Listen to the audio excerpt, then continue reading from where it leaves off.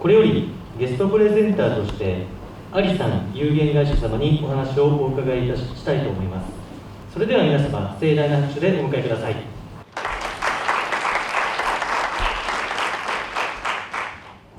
今日はよろしくお願いします。アリさんのジャック、ひとみ、J になりますので、今日ゆっくり聞いてください。本当にまずこの機会ありがとうと思います。ここに、図書館に僕も子供の頃よく来てて、ここでよく自転車でここまで来て、よくなんか映画ビデオなんか CD あったんですけど、そのでかいやつをフロントに持ってって、そしたらビデオつけてくれて、ここでルパンをよく見せてましたので、ちょっと思い出が来ました、今日来た時。で今日、アリさんの話を、最初の方はジャックの方が、どうやって始まったかを話して、そして最後に、僕の方が、SDG 関係とかそこについて、コネクトして話しますので、ゆっくり聞いてください。I'm happy to be here with all of you in the Toshokan, but I'm even happier to be here in Hidaka. I think Hidaka is a wonderful place to live. For us, in Komohongo, I have Kinchakura behind me. I have Hiwata-san in front of me. If I look to the west, I see Chichibu Mountains and the Koma River. If I look to the east, I look at the rest of Hidaka and the Kanto Plain stretching out. I'm from the United States. I grew up outside of New York City, the same distance that Hidaka is from Tokyo. At university, I studied veterinary sciences, but rather than working as a veterinarian, I worked at Harvard School of Public Health studying the effects of air pollution on humans.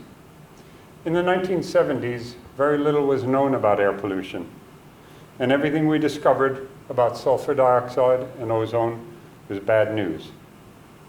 I also, in those young days, worked in finance as a stockbroker at Merrill Lynch.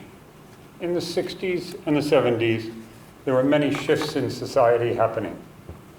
It was also, in my college days, the first time we had Earth Day.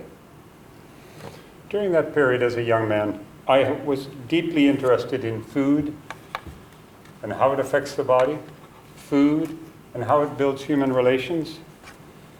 I was interested in ecological issues and also women's rights and the rights of all sorts of people that maybe were not directly represented. And the last thing is I was very curious about the developing world, areas so far away from America or Japan. I wondered how they work. Leaving America in the late 70s, I traveled the world for 3 years, and at the end of it, ended up in Hanno, more specifically Higashi Agano. Why was that? Japanese Mingei. Joining others, we exported Bakamatsu Jidai and Meiji period antiques to Paris, London, and New York. Of course, how do you ship a ceramic? You put it inside a wooden chabako. We would ship that to New York. After we sold it, we would fill the chabako with food or other things we needed for our life in Agano and ship them back to Japan. This was all pre-FedEx, pre-Amazon. There was very little in Japan at that time of ethnic foods other than Japanese. Whole grains, peanut butter, granola, none were available, so we shipped them back. By the way, that list I gave you, that's my basic diet, other than Japanese food. Some of you may recognize the name Alishan and say, oh, that's a Taiwanese word. In fact, it's my wife's hometown, located high up on the slope of what during former Japanese colonial period was the tallest mountain in the Japanese country. And what did Faye and her family do in that little town? Basically business. They had a family hotel whose original customers were Japanese mountaineers who came to climb the highest mountain. After that, it opened up to worldwide customers. In a small village like this, her family also operated a general store. And when I say it sold everything, it truly sold everything. Up until the 80s, in this very isolated village on a mountainside, the only way to get in was by a railroad built by the Japanese to extract massive cedar trees for export to Japan to build tories. All those skills that Faye learned in an isolated town came in use when Faye and I moved to Hidaka to start a business. So here we are, 1988. An American who knows a lot about natural foods and has traveled the world for 3 years, and a smart Taiwanese woman in Japan trying to do a business. How did we do it? Our Japanese staff saved us. If you look at that picture, the upper one on the right-hand side, the 4 women in the back, 31 years ago were with us. They're still working with us now. They taught us what we needed. Looking at our company, right now there are less than 20 men and 40 women. When I look at section heads, managers, there are 4 men and 5 women. That's an SDG right there. What is the business? The business initially was a mail-order home delivery service of Western-style organic and natural foods to non-Japanese people. But that quickly grew into a wholesale business providing food to the early natural food shops in Japan. We are now, today, 3 sections. Alishan Wholesale, selling to shops nationwide from Hokkaido to Okinawa, a B2B and a B2C e-commerce site, and as we all know here in Komohongo, a retail store and cafe. What do we do in our company? We import food, around 400 items from 20 countries. To give you a scale of things, we're importing around 1,000 tons per year, which would work out to 1 to 2 containers per week. This is an example of some of the items.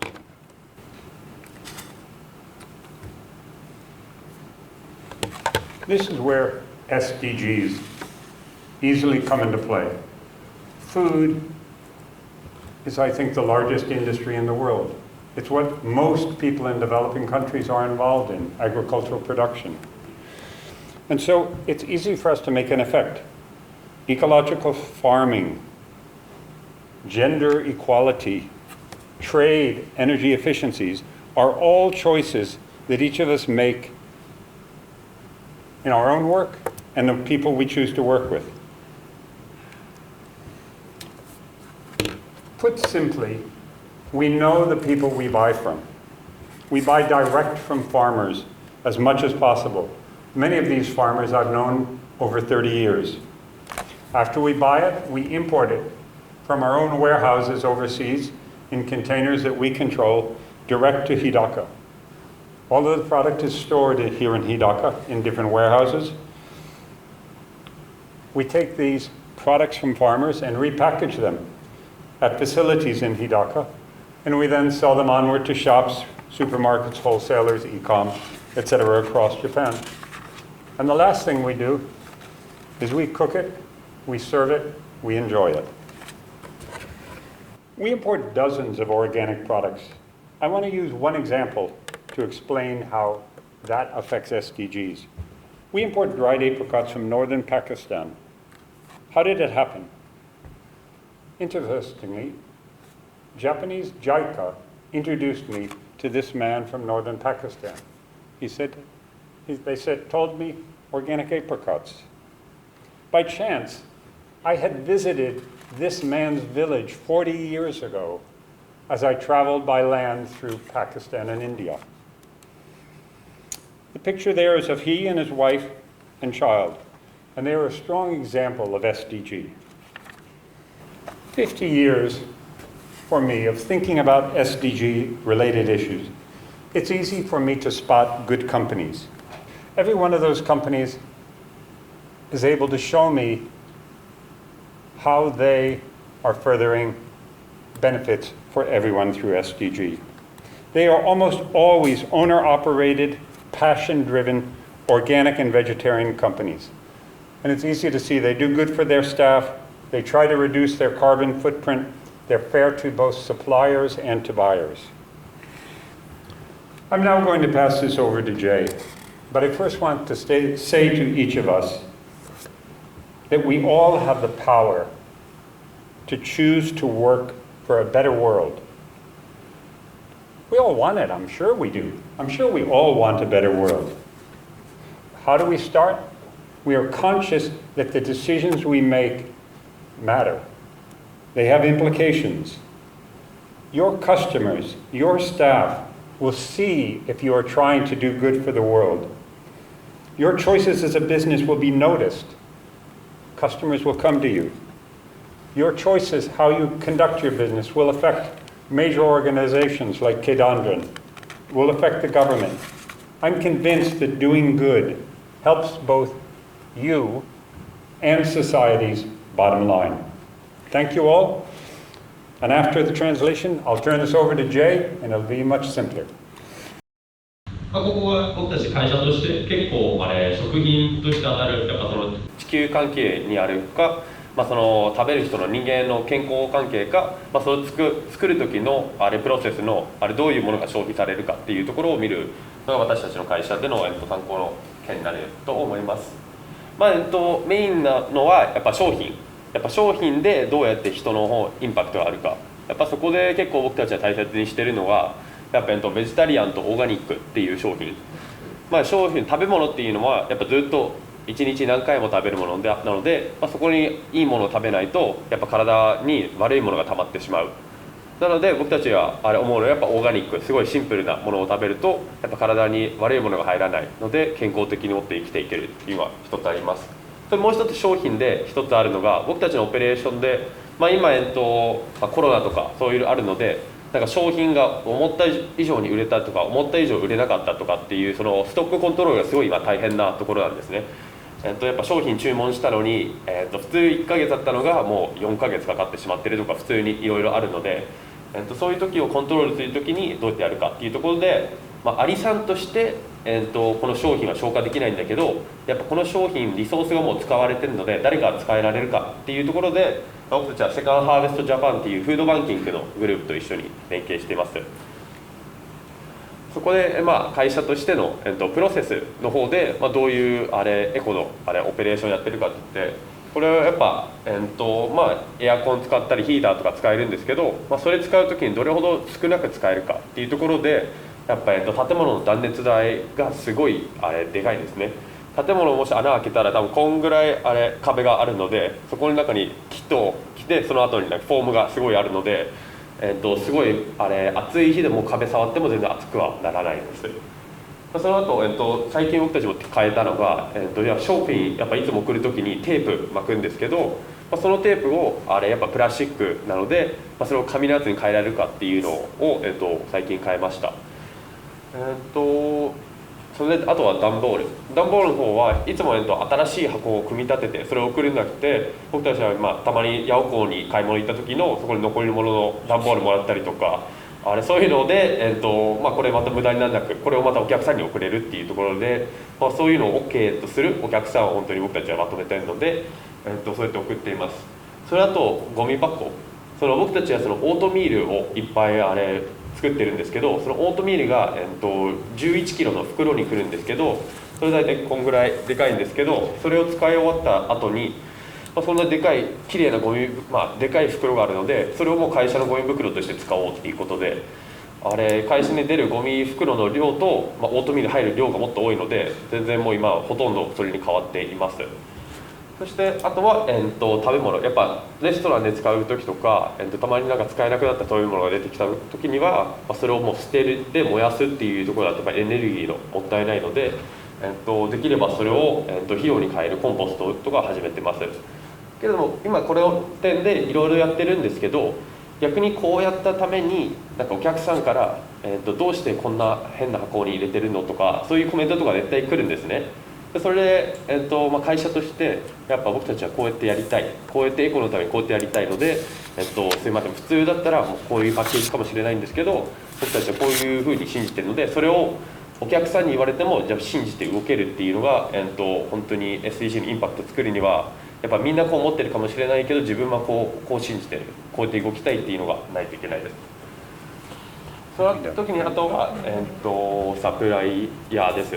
その商品を作ってる時の、知ってること、商品の本当にコスト、お店に行ったらそれが100円かもしれないんですけど、100円お金のコストだけでやっぱその世界的などんなインパクトがあるかっていうのを、考えていく。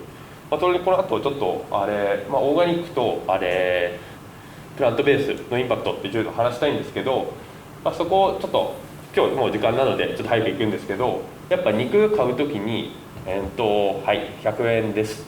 1キロ100円です。すごい安いんですけど、それだと、それ買ったとき、世界にどんなインパクトがあるか。普通だったら野菜とかだったら 0.2 キロCO2 が出るんですけど、肉の場合は37キロ出る。それとか水の場合はもうベジタリアンの食品とやっぱ肉の食品でやっぱすごい使うインプットが違うんですね。やっぱお店に行ってどうせ1食100円両方同じだから全然同じものだっていうわけではなくて、やっぱ世界的なインパクトではそれ100円の他のコストがあるので、そういうことを考えてくれればというのを思ってます。そこで今後ビジネスのオペレーションでやっぱすごい大切だと思うのが、その利益、環境、人っていうことをどうやってバランスしていくか。やっぱそれ一つだけだとやっぱ他のものが壊れてやっぱ進めていけない。なんだけどやっぱ環境がなければ進めていけないけど、逆にお金もないと実際インパクトも作れないっていうので、それを自分がどうやってそれを自分のやりたい風に自分が何を正しいかと思い、それをバランスしながらみんな、進めていければ嬉しいです。今日みんな多分ベジタリアンの人もいるかもしれないんですけど、ベジタリアンな一食、そしてちょっと次の食でインパクト作れるかっていうところをちょっと試してみたいので、一応このイベント終わった後に、プラントベースミートの、疑似肉を、サービスするので、それで今日、料理、今日か明日いつでも、冷凍食品なので長持ちするんですけど、ぜひそれで料理して一回ベジタリアンの生活をしてみてください。ありがとうございます。